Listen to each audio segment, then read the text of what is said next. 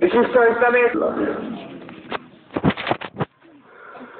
الحمد لله نحمده ونستعينه ونستغفره ونؤمن به ونتوكل عليه ونعوذ بالله من شرور أنفسنا ومن سيئات أعمالنا من يهده الله فلا مضل له ومن يضلله فلا هادي له ونشهد أن لا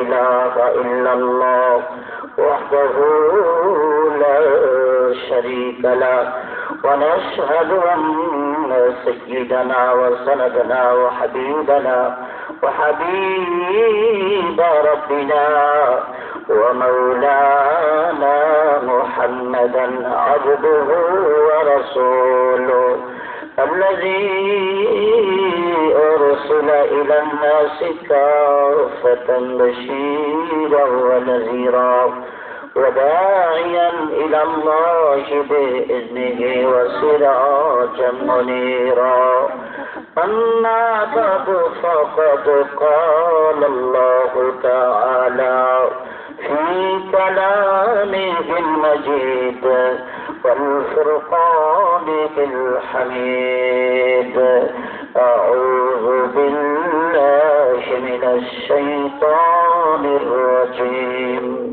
بسم الله الرحمن الرحيم ومن يطع الله والرسول فأولئك مع الذين أنعم الله عليهم من النبيين والصديقين والشهداء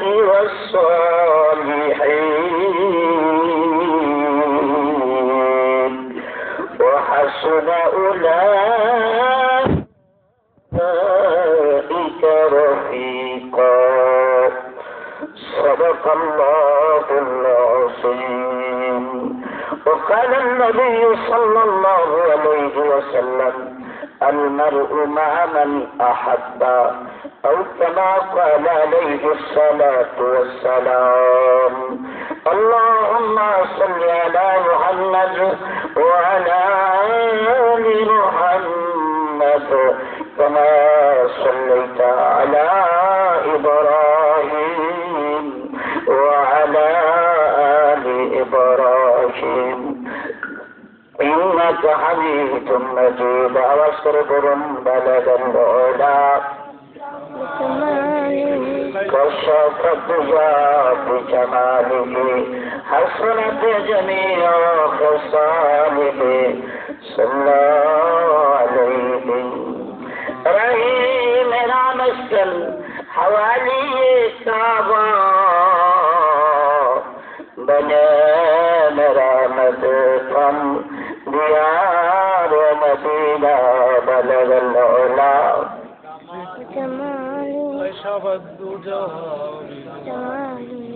حسنت جميع خصاله صلى عليه عاشقوں کا دل بنایا آئینہ اللہ نے اس کو روشن کر دیا پھر عشق رسول اللہ نے بلغ العلا بکمالہ کشف الدجا بشمالہ حسنت جميع خصاله صلى عليه وآله নলগড়িয়া স্বামী মসজিদের উদ্যোগে কর্তৃক আয়োজিত অর্থাৎ ইসলামী মহাসম্মেলনের অত্যন্ত শ্রদ্ধাভাজন সম্মানিত সভাপতি সাহেব উপস্থিত আছেন জাতির কর্ণধার, জাতির ইমানের পাহারাদার, জাতির মুকুট হযরতে উলামায়ে কেরাম, শ্রদ্ধাভাজন মুরব্বী বাবারা, ইসলামের যুবকবৃন্দ, পর্দার অন্তরালে আছেন আবেদা সালেহা সরলা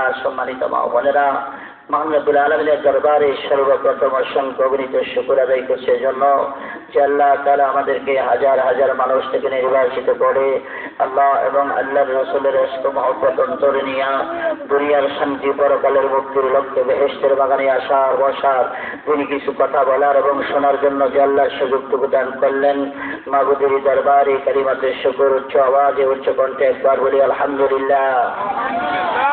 প্রিয় হাজরিন, আমি আপনাদের সামনে সূরাতুন নিসার 69 নম্বর আয়াতে কারিমা থেকে তিলাওয়াত করেছি।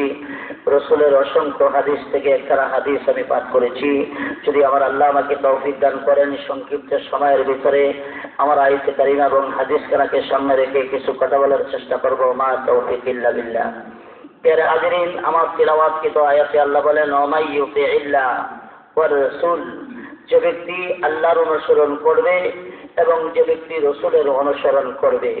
এখানে আল্লাহর অনুসরণ দিয়ে বুঝাইছেন ফরজ, যারা ফরজগুলো মানবে, আর রাসূলের অনুসরণ দিয়ে বুঝাইছেন এখানে যারা নবীর সুন্নত মোতাবেক জীবন যাপন করবে। ফরজ আর সুন্নত যারা মানবে, এই দুইটা কর্মসূচি যারা পালন করে যাবে তাদের হাসর হবে 4 দল মানুষের সাথে। জোরে বলেন কয় দল? 4 দল মানুষের সাথে। 4 দল। সেই 4 দল মানুষ হলো পৃথিবীর চমৎকার মানুষ, পৃথিবীর শ্রেষ্ঠ মানুষ। সুবহানাল্লাহ বলেন। আমরা 4 দল মানুষকে কে একটু জেনে নেই। আল্লাহ বলেন মিনান নাবিয়্যিন, তোমাদের হাসর হবে নবীগণের সঙ্গে। সুবহানাল্লাহ জোরে। কার সঙ্গে? নবীগণের সঙ্গে। 2 নাম্বার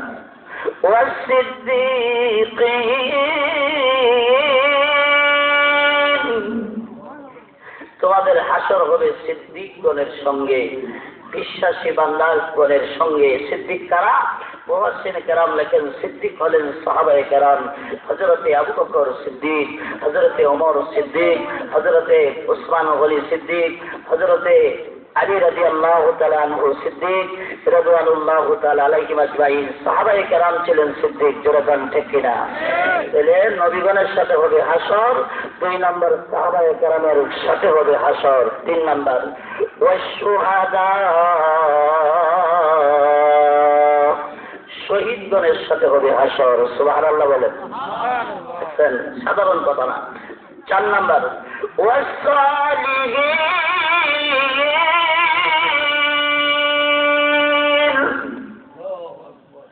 নেককার বান্দাগণের সাথে হবে হাসর।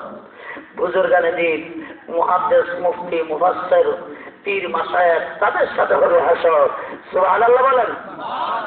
আমার ভাইয়ারা, এই 4 দল মানুষের সাথে হাসর হবে। তাহলে এই আয়াতের দ্বারা বোঝা গেল জান্নাতি মানুষগুলো 4 দলে বিভক্ত হবে। কয় দল?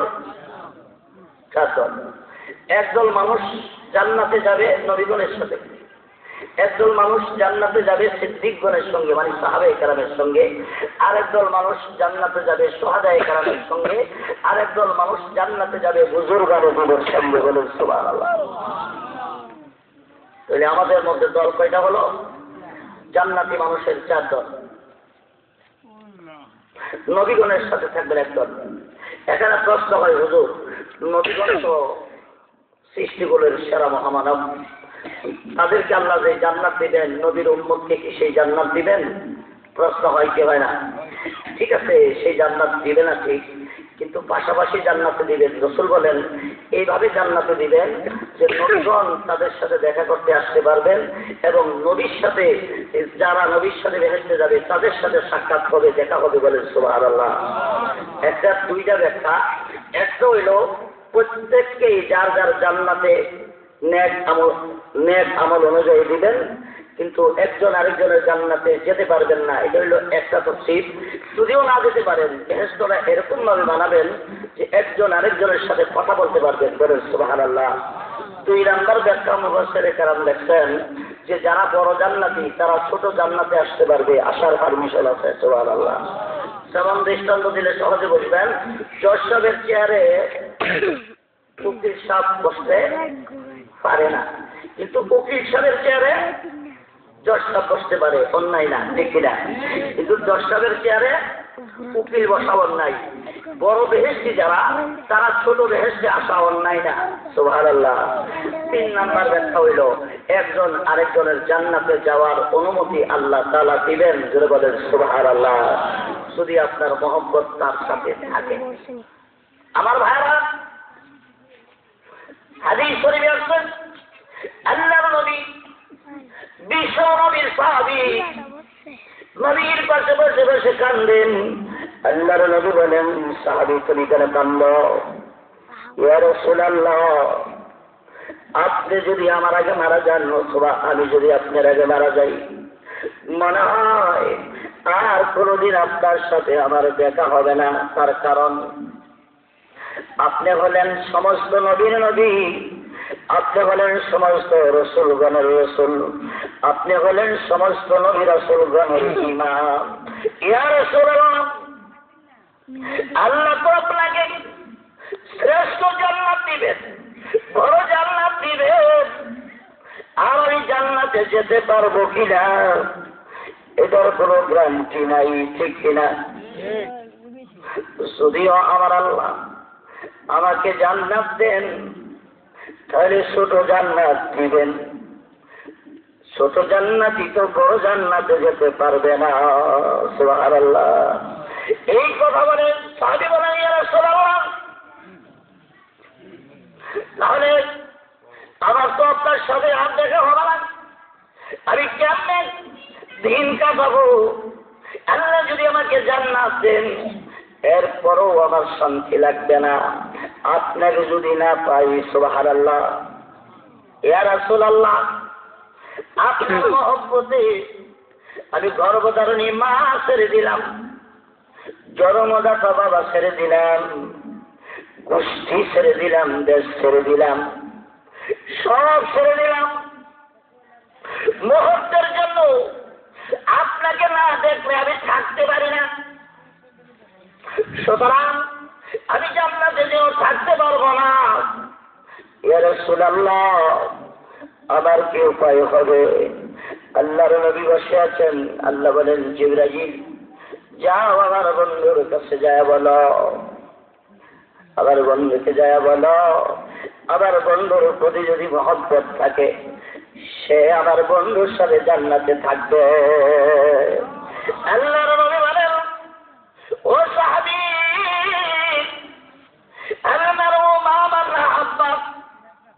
সত্যি যদি তোমার মহব্বত, তোমার মায়া আমার প্রতি থাকে, আমার সাথে তুমি জান্নাতে যাইবা। আমরাও যদি নবীর প্রতি ভালোবাসা রাখি আর নবীর সাথে মহব্বত রাখি, আমরাও নবীর সাথে জান্নাতে যেতে পারবো। সুবহানাল্লাহ বলেন। নবীর সাথে মহব্বত কেমনে রাখবো? নবীর জন্য জান দিয়া লাইলাম, নবীর সুন্নতের খবর লইলাম না, এটার নাম মহব্বত? নবী বলেন একটা, আমি করি আরেকটা, এটার নাম মহব্বত? বিবি সাত ঘরে বসে বসে তসবিহ হয়, আমি আমার স্বামীরে খুব মহব্বত করি, আমার স্বামীরে খুব মহব্বত করি, আমার স্বামীরে খুব মহব্বত করি, তসবিহ ধরে। বেলা বাজে 12টা, নাস্তা বানায় না। আমি আমার স্বামীরে মহব্বত করি, বেলা বাজে 2টা, ভাত রান্নার খবর নাই। স্বামী দোকান থেকে এত বাদ দাও, স্বামী আমি তোমারে মহব্বত করি, আমি তোমারে ভালোবাসি। ও স্বামী তো এই জাতের মহব্বতের দরকার নাই। বেলা বাজে 2টা, আবার রান্নার খবর নাই, খাওয়ানোর খবর নাই, মুখের ভালোবাসা পার হওয়া যাবে না, অন্তরে ভালোবাসা থাকতে হবে। অন্তরে যদি ভালোবাসা থাকতো, তাহলে আমার রান্না আমার খানার সময় মতো আমার কাছে পৌঁছে যেত। সেটা ঠিক কিনা? আমি তোমারে ভালোবাসি, দাড়ির খবর নাই। নবী গো, তোমারে আমি ভালোবাসি, সুন্নতের খবর নাই। এটা ওই জাতের ভালোবাসা হয়, ঠিক কিনা? নবীর ভালোবাসার প্রমাণ অনেকে বলি যে দাড়ি রাখেন না, কোনজন বেগম সাবে না করে, দাড়ি রাখতাম বেগম সাবে না করে। তুমি যদি নবীর লেগে জান দিয়া লাও, বেগম সাবে না করে দাড়ি রাখো না, তাহলে বোঝা গেল বেগম সাবের মহব্বত তোমার অন্তরে নবীর মহব্বতের চেয়ে বেশি। ঠিক কিনা? তুমি যে মহব্বত করি নবীর আশেক বলো, এই কথাটা দুঃখা কথা ঠিক না বেশি এরকম ঠিক কিনা? ইসলামে আল্লাহর নবী গানের আসরে যায় নাই, আল্লাহর নবী উরুষে যায় নাই, আল্লাহর নবী গান শুনে নাই। আমি যদি গানও যাই, আমি যদি উরুষ করি, আমি যদি হারাম কাজে লিপ্ত হই আর মুখ দিয়ে বলি নবী তোমার ভালোবাসি, এটা ভালোবাসা না, এটা বন্যামি না। গাছটা তোর নাম কি বলে? একবেলা ঘরের সামনে তেঁতুল গাছ, কি গাছ? তেঁতুল গাছ লাগাই, গরিব পানি ডালে। আমার একদিন দাওয়াত, আমি গেলাম, যাই বললাম যে এটা কি গাছ? হুজুর তেঁতুল গাছ। আমি এইটা তেঁতুল গাছের গরিব পানি দেন কি করতেন? ভালো একটা আমের চারা লাগাইতেন। হুজুর আল্লাহ যদি ইচ্ছা করে, আল্লাহ যদি দয়া করে, তেঁতুল গাছও আম আল্লাহ ধরাইতে পারে। আমি কই এটা তো আল্লাহর কুদরত, এটা আদত না। কথা ঠিক না বেশি? আমি বললাম আল্লাহ ইচ্ছা করলে তেঁতুল গাছে আম ধরাইতে পারে, কথা সত্য, কিন্তু আল্লাহ এমন কাম করে না। কথা ঠিক না বেশি? আমি বললাম কেমন পর্যন্ত যদি এই তেঁতুল গাছের গোড়ায় হানি দিয়ে আমের আশা করো, আমার পর্যন্ত বাড়ি ডাললেও একটি আম খুঁজে পাই বাবা, এই কারণে মানে মুখে মুখে মহব্বত করলেও তুমি সন্ন্যতের কাছে না গেলে আমার পর্যন্ত এই দামির দাম জান্নাতে যাওয়া যাবে না।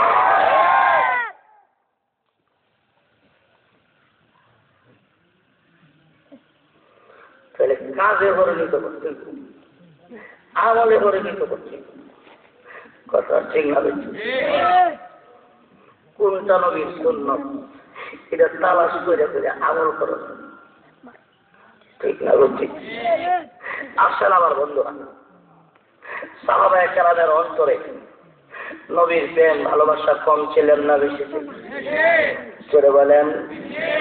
আসেন, আল্লাহ বলেন রসুল জানায়া দেন, যারা আমার অনুসরণ করবে, মানে যারা ফরজগুলো মানবে, রসুল আপনার অনুসরণ যারা করবে, মানে যে আপনার সুন্নতগুলো মানবে, আমল হলে দুইটা, ফরজ আর সুন্নত, তাদের হাসর হবে, কাহারও হাসর হবে নবীগণের সঙ্গে। আমরা চাই আল্লাহ আমাদেরকে নবীর সাথে হাসর করা, জোরে কর ঠিক কিনা? কাহারও হাসর হবে সাহাবায়ে কেরামের সঙ্গে, সিদ্দিকগণের সঙ্গে, কাহারও হাসর হবে শহীদগণের সঙ্গে, কাহারও হাসর হবে বুজুর্গানে দ্বীনের সঙ্গে। আল্লাহ তাআলা আমাদেরকে এই 4 দল থেকে যে কোনো এক দলের সাথে বেহেশতে যাওয়ার তৌফিক দান করুন। সবাই বলুন আমিন। আর জোরে বলুন আমিন। আসেন এবারে খুব বিস্তারিত আলোচনা করি। সাহাবায়ে কেরাম ছিলেন সিদ্দিক। সিদ্দিক কাকে বলে? মুফাসসিরে কেরাম বলেন সিদ্দিক বলা হয় যার সামনে ইসলামের বিধানটা আসার পরে কোনো দ্বিধা নাই, সন্দেহ নাই, সাথে সাথে আমল করেছে, মেনে নিয়েছেন, তাদেরকে বলা হয় সিদ্দিক। জোরে জোরে বলুন সুবহানাল্লাহ। ইসলামের আমল আসলে সাহাবায়ে কেরামের মধ্যে কোনো দ্বিধা আছে? দেরি করছে, মানতে দেরি করছে?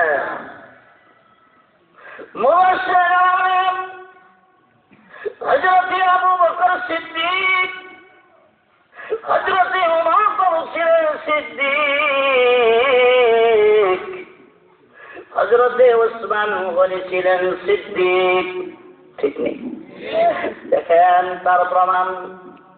আল্লাহর নবী বলেন আমি মক্কা ছেড়ে মদিনায় চলে যাব, আমার বিছানার মধ্যে তুমি শুয়া যাও। সুবহানাল্লাহ।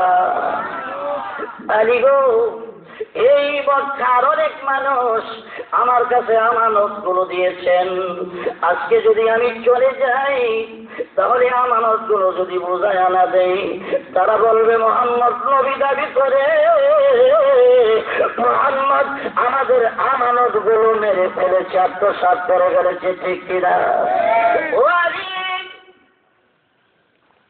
তুমি আমার বিছানায় শুয়ে পড়ো, আল্লাহ পাকের হুকুম এসেছে আমি মক্কায় ছেড়ে যেন মদিনায় চলে যাই। হযরত আলী রাদিয়াল্লাহু তাআলা আনহু জানতেন নবীর বিছানায় শুইলে কাফের আয়েশা নবী মনে করে আমারে কাঁদতে পারে, ঠিক কিনা? জানতো না, বুঝছে না। এরপরেও বলেন ইয়া রাসূলুল্লাহ ঠিক আছে আমি শুয়ে পড়লাম, আপত্তি নাই। তবে আমার একটা দাবি, সুবহানাল্লাহ। তোমার আবার কিসের দাবি? ইয়া রাসূলুল্লাহ, কাফের মাত্র তোর পাশে দিয়ে আগ্রহ করেছে আপনাকে মেরে ফেলার জন্যে। আমি তো বিছানায় শুয়ে পড়তেছি, মুহাম্মদুর রাসূলুল্লাহ ভেবে আমাকেও তো কতল করে দিতে পারে। নবী গো, কতল যদি হয়ে যায় আর তো আপনার সাথে আমার দেখা হবে না। সুবহানাল্লাহ। ইয়া রাসূলুল্লাহ, আমার দাবি হইল আমি যদি শহীদ হয়ে যাই আমার আপত্তি নাই, আপনি বলুন কাল কিয়ামতের কঠিন ময়দানে আমার সুপারিশ করে জান্নাতে দেবেন কিনা?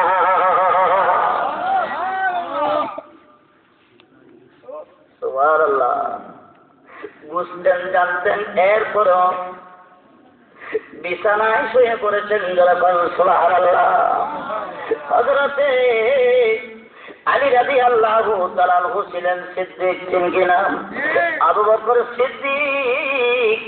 আল্লাহর নবী বলেন, আবু বকর, আমি যেই দিন মদিনা ছেড়ে মক্কা ছেড়ে মদিনায় যাব আবার আল্লাহর হুকুমে, ওই দিন আপনি হইবেন আমার হিজরতের রজনীর সাথী। সুবহানাল্লাহ।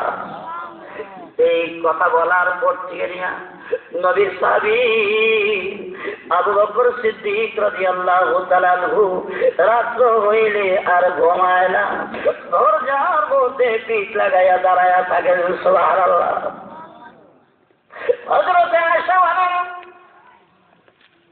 আপা রাত্র হলে কেন ঘুমান না? আমি আপনার বুকে ঘুমাইতে চাই। আবু বকর সিদ্দিক বলে, মা আমার চোখে ঘুম আসে না। আবু বকরের স্ত্রী বলে, স্বামী রাত্র হলে দি ঘুমান না, এই দরজার মধ্যে পিঠ লাগায়া দাঁড়ায় থাকেন, আসল কথা বলেন না।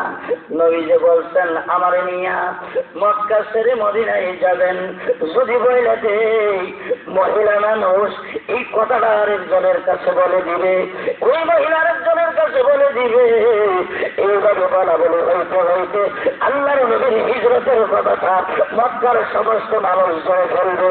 এই জন্য মহিলার কাছে বলে না। সুবহানাল্লাহ। আয়েশা সিদ্দিকা বলেন, আব্বা আসেন আমি আপনার বুকে ঘুমাই, ছোট মানুষ। আল্লাহু আকবার। আবু বকর সিদ্দিক বলেন, মা ঘুমাও, রাত্র হলে তোমার বাবার চোখে ঘুম আসে না।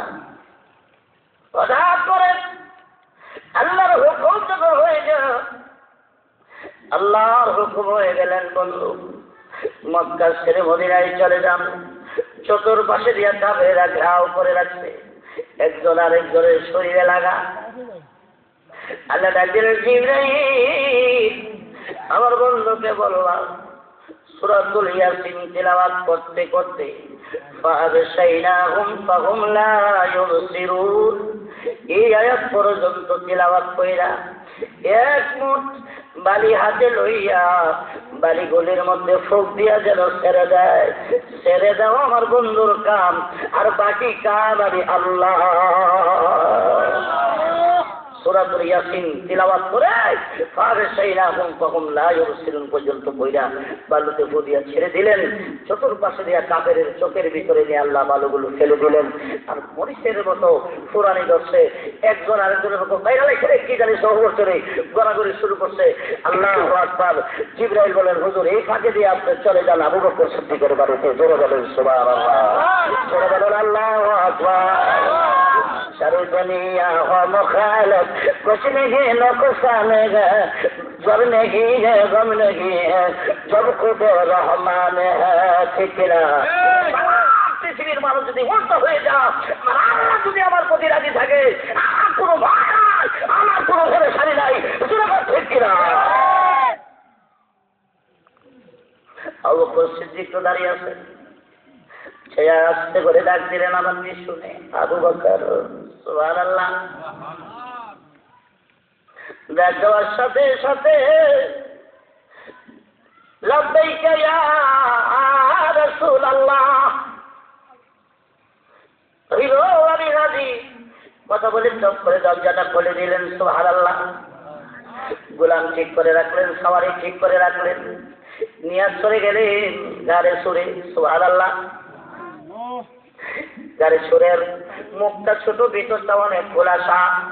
আল্লাহর নবী বলেন, আবু বকর তুমি দাঁড়াও, আমি ভিতরে যাই, যাইয়া দেখি ভিতরে কোনো কিছু আছে কিনা। আবু বকর সিদ্দিক বলে, ইয়া রাসূলুল্লাহ, আমি আবু বকর থাকতে গর্তের ভিতরে আপনাকে ঢুকতে দিব না। ও নবীজি, এই গর্তের ভিতরে বিষাক্ত সাপ থাকতে পারে, বিষাক্ত প্রাণী থাকতে পারে, আপনার শরীরে আপনার শরীর মোবারকে আঘাত করতে পারে। দিব না, আপনাকে ঢুকতে দিব না, আমি আগে ঢুকবো। আঘাত করলে আমি আবু বকরকে আঘাত করো, আমি মরে যাব, আপত্তি নাই। বিশ্ব নবীর শরীরে আঘাত করতে দিব না।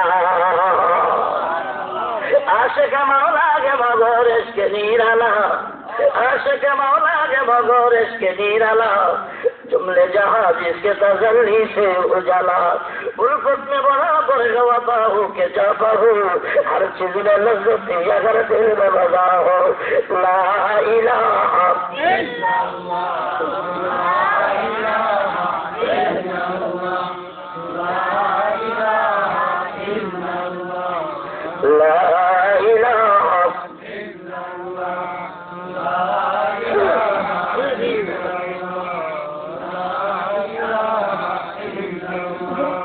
ला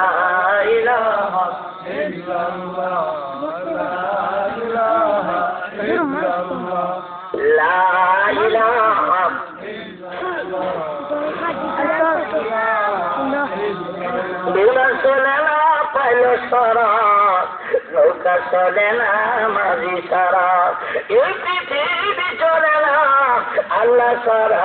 লা ইলাহা ইল্লাল্লাহ, লা ইলাহা ইল্লাল্লাহ,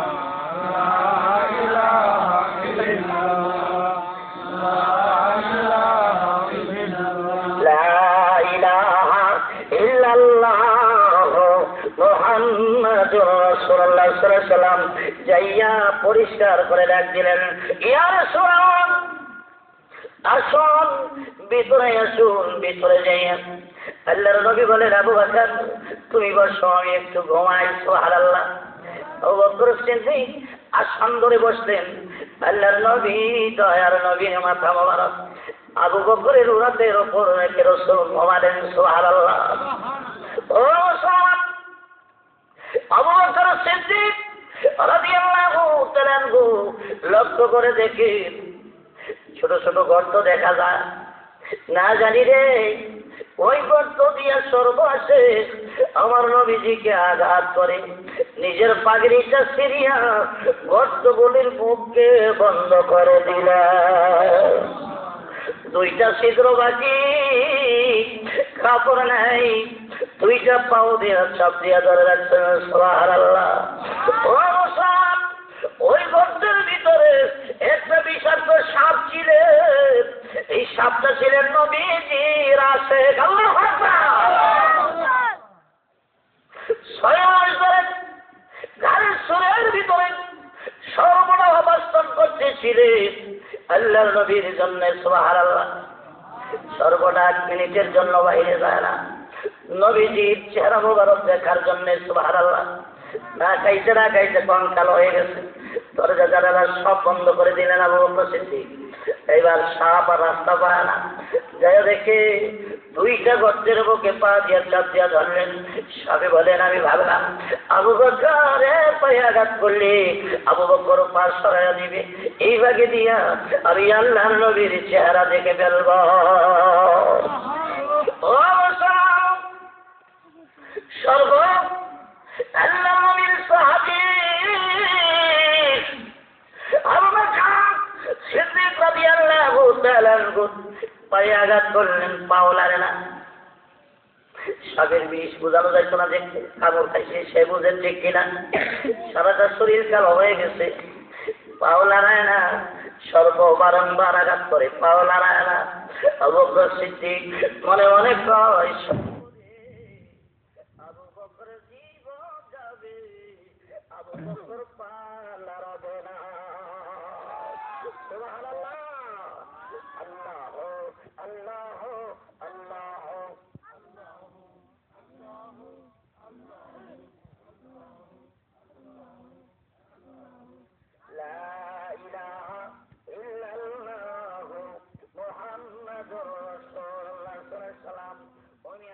শরীর কালো হয়ে গেছে, অনেক জাগিতভাবে চোখ থেকে পানি বের হইয়া এক ফোঁটা পানি আল্লাহর নবীর গাল মোবারকে পড়ে গেলেন। চোখের পানি তো গরম ঠিক কিনা? নবীর ঘুম ভেঙে গেলেন। আবু বকর সিদ্দিকের চেহারার দিকে তাকাইয়া আল্লাহর নবী দেখেন আবু বকরের চেহারা কালো হয়ে গেছেন। আল্লাহর নবী উঠে বসিয়া দেখলেন, তুমি কেন কাঁদছ? তুমি কি ভয় করো?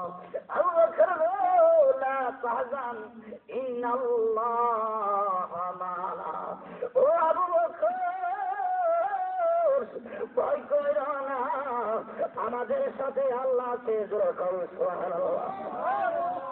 ও মুসলমান, নবীজির কলিজা ভরা বেদনা, মাতৃভূমিতে কইরা সব ফেলে দিয়া যাওয়ার সামান্য ব্যাপার না, ঠিক কিনা? আবু বকর সিদ্দিক বলে, ইয়া রাসূলুল্লাহ, না না ভয় না, আমি কাঁদছি। আল্লাহর নবী গো, আমার পায়ে কি যেন আঘাত করেছে, আমি আর বেঁধে সইতে পারি না। পরের থেকে তোমাকে এক ফোঁটা চোখের বাড়ি আপনার গাল গোবারে একটু পড়ে যায়। মনে ব্যথা দিবে, আমারে মাফ করে দেন। সুবহানাল্লাহ। আল্লাহর নবী বলেন, পাও টান দাও। পাও টান দিলেন। পাও টান দেওয়ার পর একটা সাপ বের হয়ে আসলেন। আল্লাহর নবী বলেন, সর্বরে তুইও কি বিপদের দিনে আমার দুশ্মন হয়ে গেলি? এ সর্ব, এই দিনে আবু জেহেল, উতবা, শাইবা, মক্কার মানুষেরা আমার দুশ্মন হয়ে মাতৃভূমি ছেড়ে আমি মদিনাতে চলে যাই, তুইও কি আমার দুশ্মন হয়ে গেলি রে সর্ব? সর্ব বলে, মাওলা কারীম, আল্লাহ প্রভু, আমার জবান খুইলা দেন, আমি মনের কথা আপনার নবীর শোনাই। সুবহানাল্লাহ। ও মুসলমান, আল্লাহ সব জবান খুলে দিলেন। সর্বনাশ দিলেন, ইয়া রাসূলুল্লাহ, আপনার সাথে দুশ্মনী নয়, আবু বকরের সাথে দুশ্মনী নয়। দীর্ঘ 6 মাস ধরে এই গর্তের ভিতরে আমি অবস্থান করতেছি। আল্লাহ নবীর চেহারা মোবারক থেকে আমার জীবনকে ধন্য করব। আজকে আপনার আগমন, আপনার সাথে আবু বকর সিদ্দিক আমার সমস্ত দরজা জানালাগুলো বন্ধ করে ফেলেছেন। আমি কিভাবে আপনাকে দেখবো? 2টা গর্তের মুখে পা দিয়া সব দিয়া ধরেছেন। আমি ভাবলাম আবু বকরের পায়ে যদি আঘাত করি, আবু বকর পা যদি টান দিয়ে সরাইয়া নেয়, আমি আল্লাহর নবীর ছেড়ে দেখবো। ভাবলাম আঘাত করি, কয়েকবার আঘাত করলাম। নবী গো, আপনার আবু বকরের ধরো আপনার গতি এত বেশি। আবু বকর বলেন, মরলে ও আবু বকর পা সরাবে না। সুবহানাল্লাহ। ও মুসলমান, আল্লাহর নবী বললেন, সর্ব বুঝেছি তোমার ভিতরে আমার মহব্বত আছে, ঠিক আছে। আল্লাহর নবী বলেন, আবু বকর তোমার পাও কোন জায়গায় সর্বে আঘাত করেছে দেখাও। দেখালেন আল্লাহর নবী মুখ থেকে লালা মুবারক বের কইরা আবু বকর সিদ্দিককে ধ্বংসাত্মক জায়গায় লাগাইয়া দিলে। লাগাইবার সাথে সাথে সাপের ব্যথা বাবা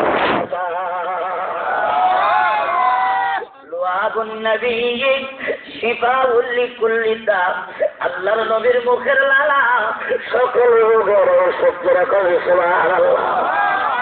শুধু ওষুধ নয়, এটা ছিলেন বরকত সুবহানাল্লাহ। ও মুসলমান আছেন, আবু বকর ছিলেন সিদ্দিক।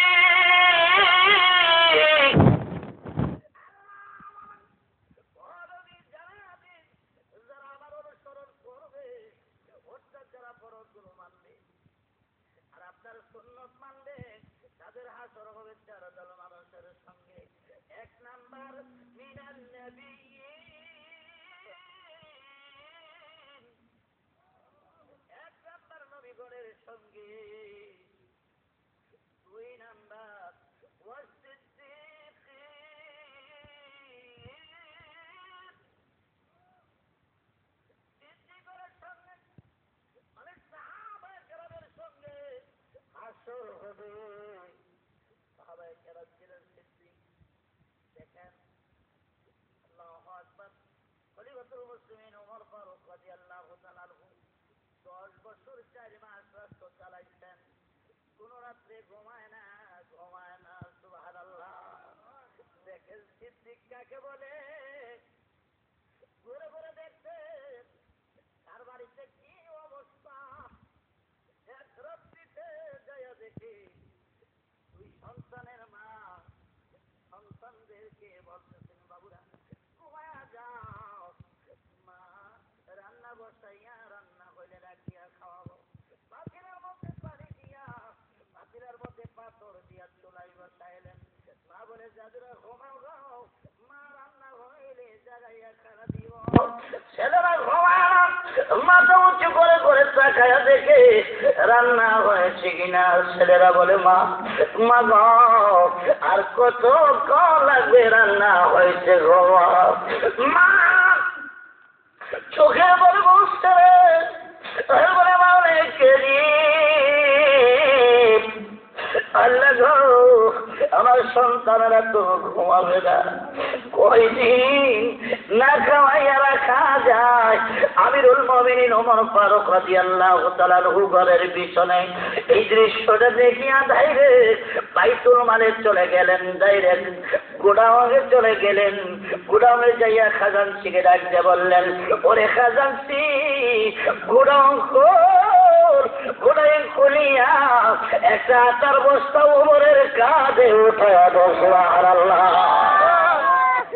খাজানসি ডাকে দিলেন, আমিরুল মুমিনিন আপনার কাঁধে কেন ময়দার বস্তা তার বস্তা দিব? লেবার ডাক দেয় না, লেবার দিলে হবে না। আমিরুল মুমিনিন লেবার যদি দিলে না হয়, আমার কাঁধে ময়দার বস্তা বা তার বস্তা দেন, আমি নিয়ে যাব। হযরত ওমর ফারুক চোখের বাড়ি ছেড়ে দিলেন। খাজানসি লা তাজিরু ওয়াজিরাতু বিজরা উখরা। কিয়ামতের দিনে ওমরের গুনার বোঝা তোর কাঁধে থাকবে না। খাজানসি ওমরের গুনার বোঝা ওমরের কাঁধে থাকবে, আমার কাঁধে ময়দার বস্তা উঠায় দেন সুবহানাল্লাহ। সেই ওমরের কথা ঘুরলি ধরে মানে, সেই ওমরের কথা দুনিয়ার জমিনে মানে, সেই নীল দুনিয়া মানে, সেই ওমরের কথা জমলার ভাগে মানে সুবহানাল্লাহ। লা ইলাহা ইল্লাল্লাহ মাশাআল্লাহ। লা ইলাহা ইল্লাল্লাহ লা ইলাহা ইল্লাল্লাহ লা ইলাহা ইল্লাল্লাহ। মানুষ বাসনা রূহ সারা জান্নাত পাবে না ঈমান ছাড়া, মানুষ বাঁচবে না রূহ ছাড়া, জান্নাত পাবে না ঈমান ছাড়া, এই পৃথিবী চলে না আল্লাহ ছাড়া। লা ইলাহা ইল্লাল্লাহ, লা ইলাহা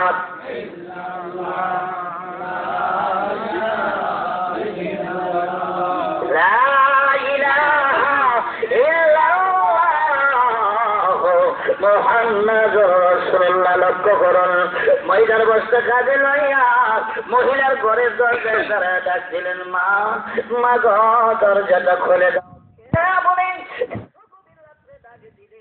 আমি মহিলা মানুষ দরজাটা খুলবো না, আবার ভয় লাগে ডর লাগে, এমনি ডাকে দিলে বললেন, মা ভয় পায় না, আমি আল্লাহ পাকের একজন গোলাম। সুবহানাল্লাহ। ভয় লাগে, আমার জীবনের আশঙ্কা হয়।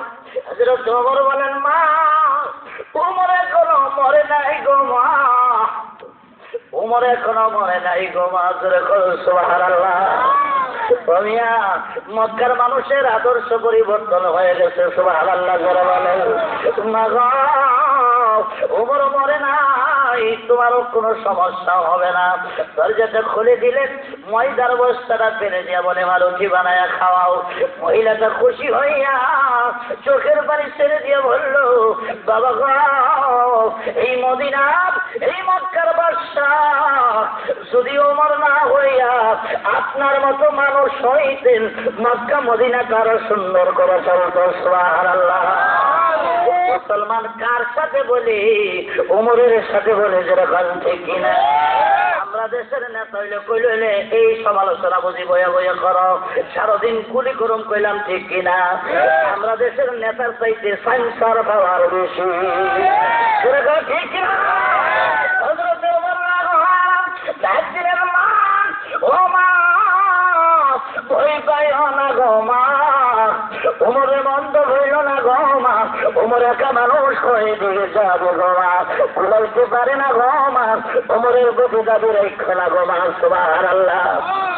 একটা কাগজ দিয়ে বললেন, মা এই ময়দা যখন শেষ হয়ে যাবে, আটা যখন শেষ হয়ে যাবে, টোকেনটা নিয়ে আমার ওই খাজানসির কাছে দিয়ে দিও, খাজানসি আবার তোমার আটা বা ময়দার বস্তা দিবে, আবার যখন শেষ হবে আবার দিলে আবার দিবে। মহিলা খুশি হয়ে গেলেন, জীবনের জন্য একটা কাজ করে দিছে, ঠিক কিনা? একটা কাজ করে দিছে, খুশি। এবার বলেন, চলে যাই গো মা। ডাক দিলেন, না আপনি যাইতে পারেন, আপনি কেমন মায়ের কেমন সন্তান গো, এত বিপদের দিনে আমার পাশে দাঁড়াইলেন মদিনার গভর্নর ওমর না হয়ে আসতে হইলে ভালো হইত, পরিচয় না দিয়ে যান। মা আবার ওমরের কথা বলছো, ওমর একেবারে কয়ে দিকে যাবে বলে, বাবা পরিচয় দাও। মাগো ভয় পায় না, আমার নাম হইল ওমর। সুবহানাল্লাহ। ছিলেন সিদ্দিক, যেরকম ঠিক না? তার প্রমাণ ঘূর্ণিঝড় আসতেছে, লাঠি লইয়া ঘূর্ণিঝড়ের সামনে যাইয়া দাঁড়ালেন। তারা বলেন, ঘূর্ণিঝড় থাম, আমি ওমর। যেরকম সুবহানাল্লাহ। ঘূর্ণিঝড় জায়গাতে দাঁড়াইয়া গেলেন, এক কদম সামনের দিকে আসলেন না, সামনে বাড়িয়া বলেন, পিছের দিকে যা, সাগরে চলে যা, মুসলমানদেরকে কষ্ট দিস না। আবার ঘূর্ণিঝড় সাগরে চলে গেলেন। যেরকম সুবহানাল্লাহ। ওমরের কথা ঘূর্ণিঝড়ে মানছে তার কারণ, ওমর মানছে আল্লাহ রে, ঠিক কিনা? আল্লাহকে মানার কারণে ওমরের কথা ঘূর্ণিঝড়ে মানছে, ঠিক কিনা? মদিনার জমিনে ভূমিকম্প শুরু হয়েছে, আইসিন না কিছুদিন আগে। হযরত ওমর ফারুক রাদিয়াল্লাহু তাআলা নফল নামাজ পড়তেছিলেন, নামাজটা ছেড়ে দিয়া হাতে লাঠি লইয়া মদিনার জমিনকে একটা বাড়ি দিয়া বলেন, থাম, লড়িস না ও জমিন, লড়িস না রে, তোর বুকে বিশ্ব নবী আরাম করতেছে। জমিন তুই যদি লড়াচড়া করস আমার নবীর কি কষ্ট হবে রে জমিন। সাথে সাথে মদিনার ভূমিকম্প বন্ধ হয়ে গেছে। পৃথিবীতে ভূমিকম্প হয়, আজ পর্যন্ত মদিনার জমিনে ভূমিকম্প হয় না। কিয়ামতের আগে মাত্র 3 বার ভূমিকম্প মদিনাতে আসবে। সুবহানাল্লাহ। ও মুসলমান, হযরত ওমর ছিলেন সিদ্দিক। দেখেন লক্ষ্য করে কেমনে সিদ্দিক আরেক রাত্রে ঘরতে ঘরতে যায় দেখে একজন মহিলা, আল্লাহু আকবার, তার মেয়েকে বলে, মহিলা তার মেয়েকে ডাক দিয়ে বলেন, মেয়ে সকালবেলা ছাগলগুলো দহন করে ওই দুধের মধ্যে পানি মিক্স করে দিও, কারণ টাকার বেশি প্রয়োজন। মেয়েটা ডাক দিয়া ক্ষমা খলিফাতুল মুসলিমিন ওমর না বলছে দুধ পানি দেওয়া যাবে না, দুধ পানি দিলে গোনা হয়। মা ডাক দিয়া কয়, বোকা মাইয়া, ওমর কি ছায়া হইছে? ওমর কলাম ঘরের দিতে। ও সব দেখে গোবরের চালে কোনো কোনো সময় পদ্ম ফুল ফুটে দেখিরা। মেয়েটা জবাব দিলে, মা তুমি কত নিষ্ঠুর গো মা, তুমি এমন একটা কথা বললা গো মা। ও মা, ওমর যদিও না দেখে আমার আল্লাহ তো দেখে। আল্লাহু আকবার। এই কথাটা ওমরের কলিজার মধ্যে লেগে গেছে। ডাইরেক্ট চলে গেলেন, সকালবেলা খবর দিয়া নিলেন মা মেয়ে দুজনকে নিয়ে। এবার আর কোনো কথা নাই। ওনার স্ত্রী আব্দুল্লাহকে ডাকলেন, আব্দুল্লাহ আব্দুল্লাহ তাড়াতাড়ি আসো, এখন তোমার বিয়ে হবে এই মেয়ের সাথে। সুবহানাল্লাহ। আব্দুল্লাহ মেয়েটার ভিতরে আমার আল্লাহ ভয় আছে, আমার আল্লাহ ভয় আছে। সেই মেয়ের ভিতরে আমার আল্লাহর ভয় আছে। এই মেয়েটার গর্ভ থেকে যেই সন্তান হবে সেই সন্তান হবে আল্লাহওয়ালা। গোসল করে আসলেন, আব্দুল্লাহকে বিয়ে পড়াইয়া দিলেন গরিবের মেয়ের সাথে। দিন দেখা তাকুয়া দেখা আজরে করো সুবহানাল্লাহ। বিয়া পড়াইয়া দিলেন। এই মেয়ের ঘরে